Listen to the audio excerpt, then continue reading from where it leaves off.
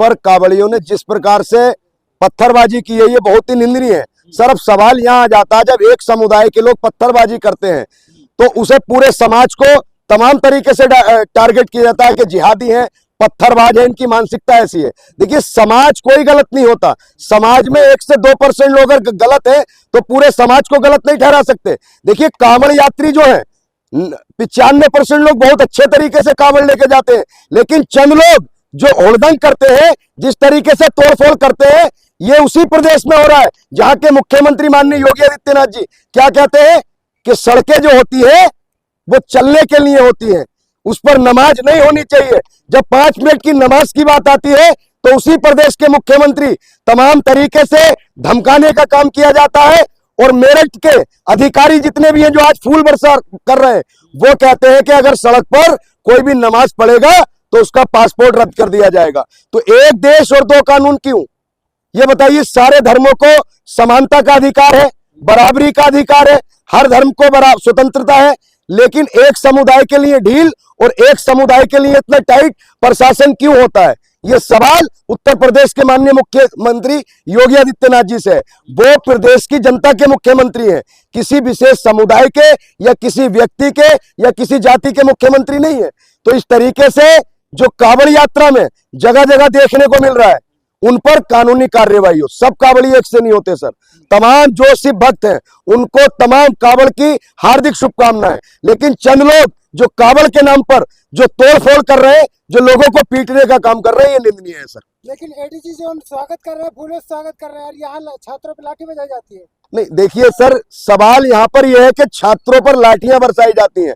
देखिए धार्मिक मामला है, हर धर्म की आस्था होनी चाहिए। आपने जयपुर में देखा, वहां पर नमाजियों पर पुष्प वर्षा भी की गई। और तमाम इस देश के हिंदू मुसलमान एक दूसरे से प्यार करते हैं और एक दूसरे के धर्म का सम्मान करते हैं। बात वही आ जाती है चंद लोग, अगर चंद लोग गलत है तो किसी समुदाय को टारगेट नहीं करना चाहिए। इस देश के हिंदू मुसलमान भाईचारे से रहते हैं और इस देश का भाईचारा हमेशा बना रहेगा। चंद लोग इस भाईचारे को खत्म करना चाहते हैं, वो भाईचारा खत्म नहीं होगा सर कभी। चंद लोगों के चक्कर में कांवड़ यात्रा न निकले? नहीं, क्यों नहीं निकले? उन पर कार्रवाई हो।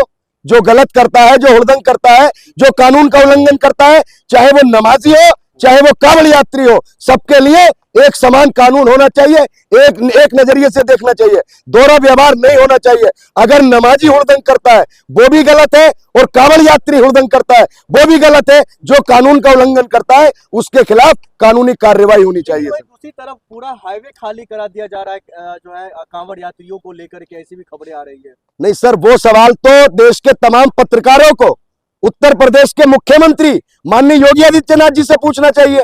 क्या आप कहते हो सड़कें चलने के लिए होती हैं, नमाज सिफ्तों में पढ़ो, कोई भी नमाज सड़क पर नहीं पड़ेगा, कोई भी धार्मिक आयोजन सड़कों पर नहीं होगा, तो फिर आज सड़कों पर कांवड़ यात्रा क्यों निकाली जा रही है? हम कांवड़ यात्रा का विरोध नहीं कर रहे, कोई भी मुसलमान कांवड़ यात्रा का विरोध नहीं कर रहा, कोई भी हिंदू भाई नमाज का विरोध नहीं करता, लेकिन चंद फरमान ऐसे आ जाते हैं जिससे 2 समुदाय में बांटने का काम देश के उच्च पदों पर बैठे हुए लोग कर रहे हैं सर। योगी जी के इस फैसलों को आप देख कैसे रहे हैं? नहीं, ये तो सीधा सीधा भेदभाव वाला फैसला है, ये तो संविधान के उल्लंघन वाला फैसला है।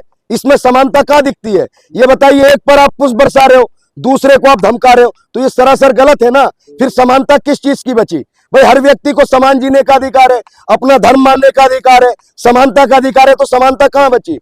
ये बताइए, सवाल पूछा आपने। पुलिस अधिकारी कह रहे हैं भाई हम पर भरोसा रखिए, हम तमाम चीजों को ध्यान में रखते हुए ये जो है सड़क खाली करवाया है और सिर्फ कांवड़ यात्रियों। देखिए सर, इस देश में एक जमाने से कांवड़ यात्रा हो रही है, कभी कांवड़ यात्रा का कभी नमाज का कोई इशू नहीं बना, लेकिन भारतीय जनता पार्टी की जब से सरकार आई है, जब नमाज की बात आती है तो फरमान जारी हो जाता है कि सड़कों पर नमाज नहीं होगी। कांवड़िये की बात चले, बार-बार नहीं, आप कांवड़ को भी उसी नजरिए से देखिए और नमाज को भी उसी नजरिए से देखिए, हिंदू को भी उसी नजरिए से देखिए, मुसलमान को भी उसी नजरिए से देखिए। इस देश में सब लोग बराबरी का अधिकार है, इस देश में सबको एक समान जीने का अधिकार है। आप भेदभाव मत कीजिए। आप जैसे पत्रकार ने दलाली करते हैं यहाँ पर आकर, सरकार से पूछा जाकर कि आपने ये कहा था कि सड़कें चलने के लिए होती है, एक धर्म को आप डराने का काम करते हो, ये कौन सा इंसाफ है?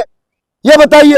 एक तरफ संविधान की दुहाई देते हो, ये भेदभाव नहीं होना चाहिए। बांकीपुर में जो चुनाव हुआ है, नतीजे आप कैसे देख रहे हैं?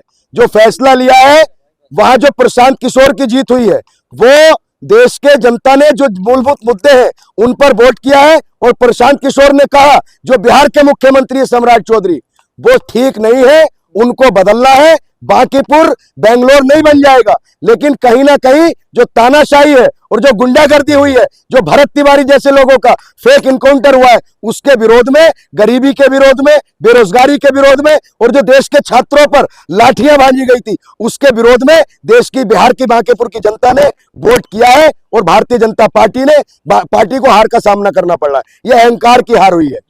देश के किसान जीते हैं, मजदूर जीते हैं, कमोरा वर्ग जीता है, जो लोग महंगाई से त्रस्त है वो लोग जीते हैं। तो अब भाजपा का जिस तरीके से पूरे देश में अभी उपचुनाव में 3 सीटें हुई है, दतिया में खटिया खड़ी हो गई ना, बांकीपुर भी हार गए ना, तो ये देश की जनता की और छात्रों की और किसानों की जीत है सर। चलिए ठीक है। टूटा वो तो कह रहे भाई इसमें भी धांधली हुई है। नहीं, किसने धांधली की है?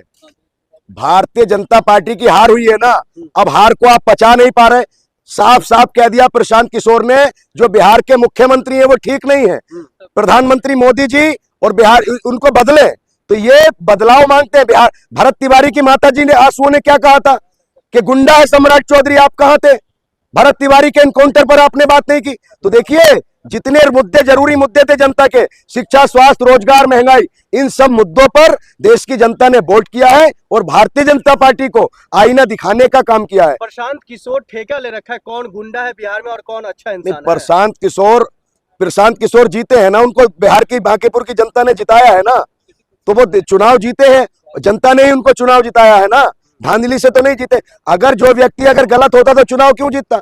बड़ी पूरे बिहार के, बांकीपुर की जनता ने उनको प्यार दिया है। और जो सीट 31 सालों से भारतीय जनता पार्टी की रिजर्व सीट थी, जो भारतीय जनता पार्टी के राष्ट्रीय अध्यक्ष नितिन नवीन जी, उनकी सीट को जीतना, ये बिहार में इतिहास स्थापित हुआ है। और बिहार के अंदर एक बदलाव की राजनीति होगी, नई राजनीति होगी सर।